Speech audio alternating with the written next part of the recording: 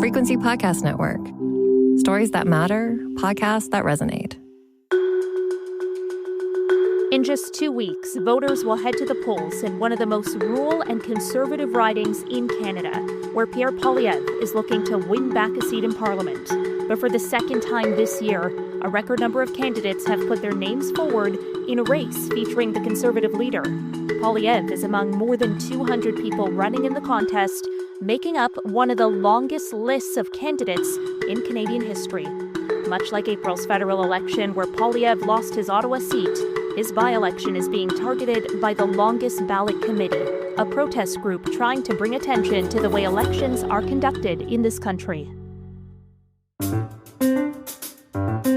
I'm Caryn Ceolin, and today on The Big Story, I'm talking to Julie Simmons, Associate Professor at the University of Guelph's Political Science Department, to discuss the Battle of the Long Ballot in Battle River Crowfoot. Julie, thank you so much for joining me today.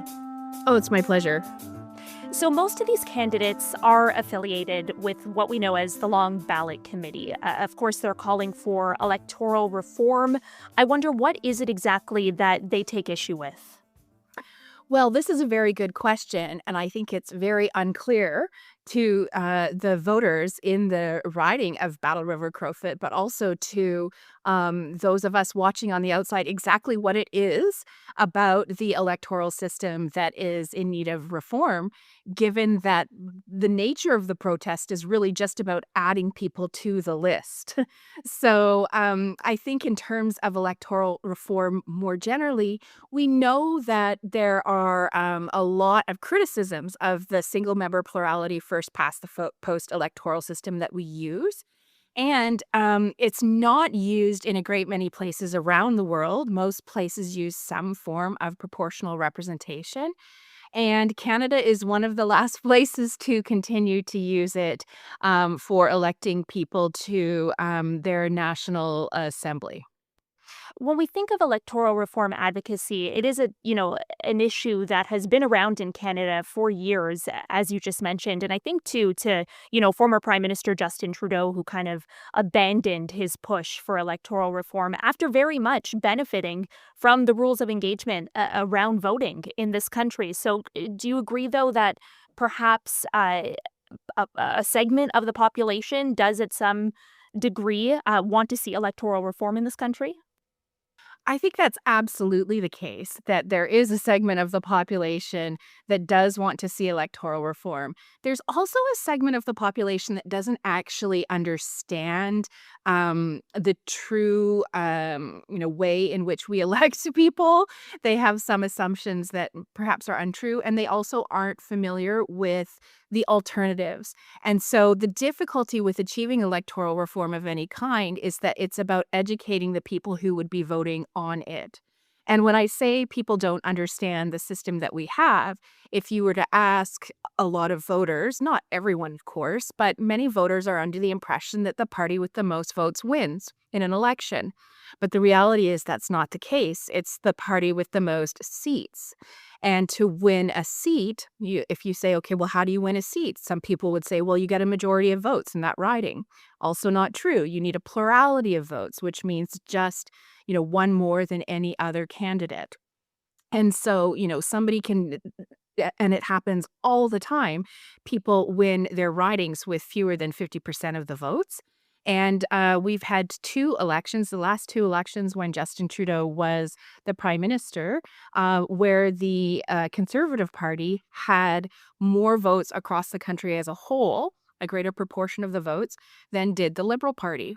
So making everybody aware of how our system actually functions, and then becoming familiar with how alternative electoral systems function is a really tall order. And so while there are lots of people who would like to see electoral reform in Canada, we often just don't quite get there, because where there have been initiatives and referendums, even in Ontario, we've had them also in British Columbia and some other provinces, they just never achieve the bar of a majority of people voting for them, largely because it takes some time to learn how they work, and people gravitate towards what they know, like what's comfortable, what's the norm that they're familiar with.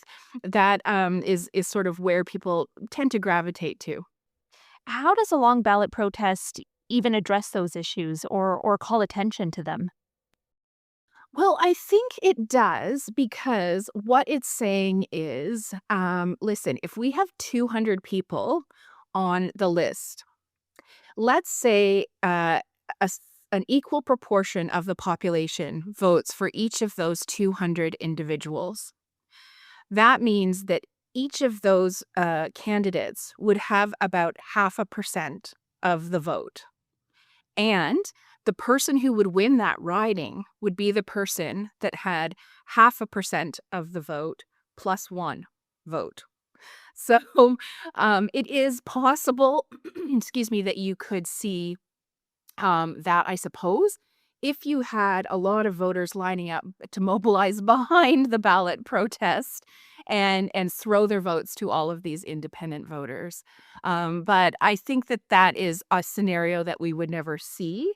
And perhaps also the Longest Ballot Initiative is pointing out that in places where you're voting for a political party rather than individuals, you would never be allowed to have this number of people on the ballot.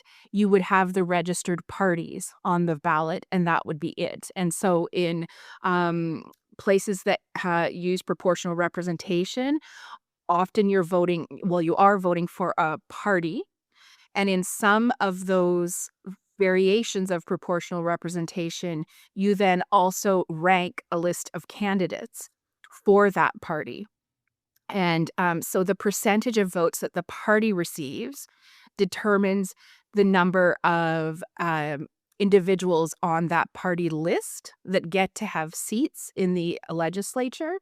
And then, depending on how many votes you get as an individual on that list, your name can either go up and down the list, and you might or might not get one of those seats. Pierre Poilievre is calling this, this is, of course, the second time that he's been targeted by a long ballot protest in the riding that he's running in. He's called this a blatant abuse of democracy, and he wants to see a legislated stop. What do you make of his response?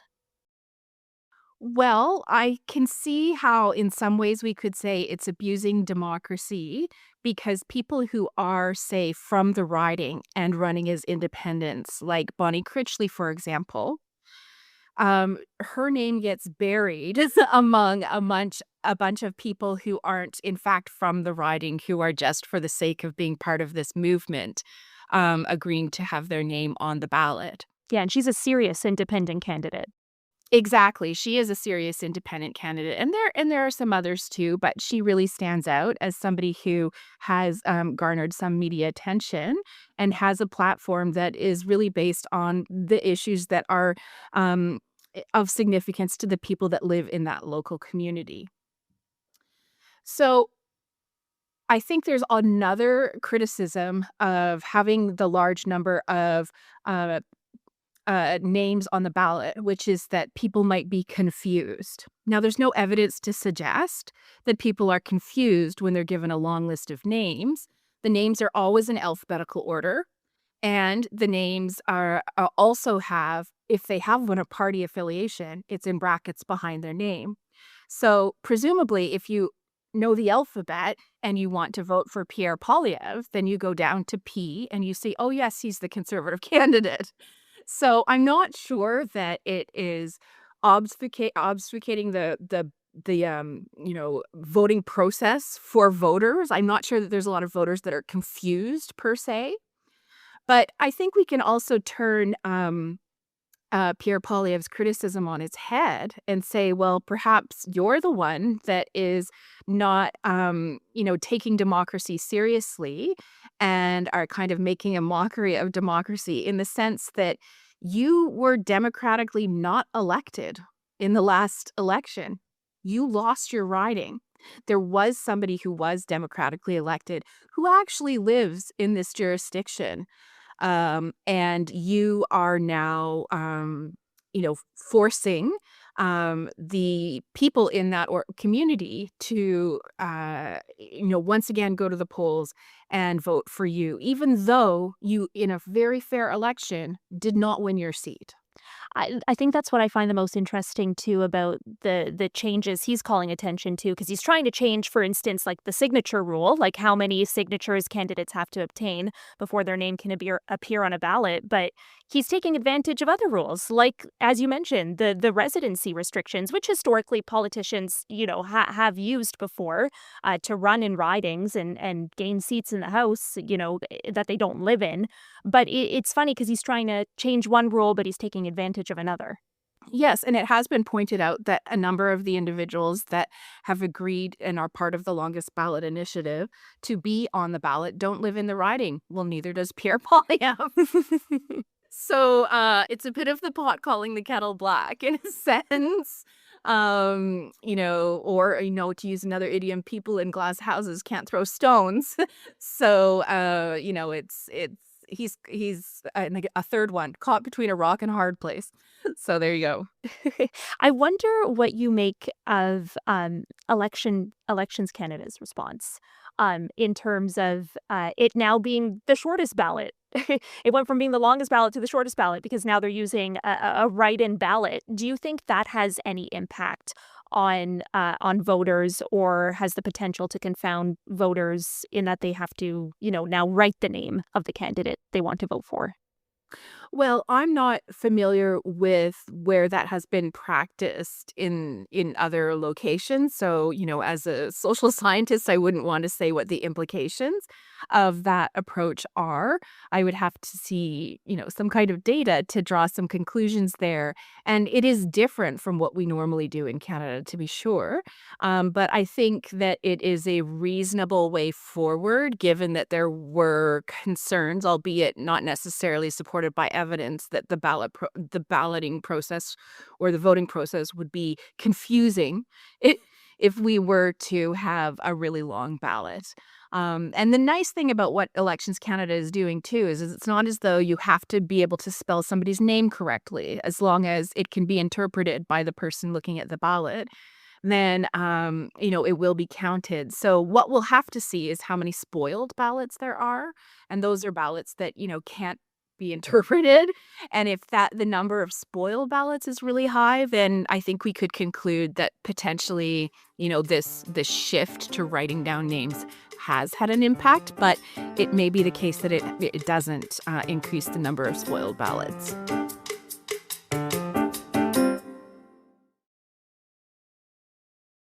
This is one of the safest conservative ridings in the country. Damien Carrick, who you mentioned earlier, the previous conservative MP, he got 82% of the vote in the last election. So I think that's probably inarguably why Poilievre probably chose this riding. I wonder whether longest ballot candidates actually can make any impact on the final result, just given that historically this is such a conservative riding. I don't think I certainly agree with you that it's incredibly likely that the conservative candidate will still end up with, taking this riding. I think that is a very strong likelihood that that is the result.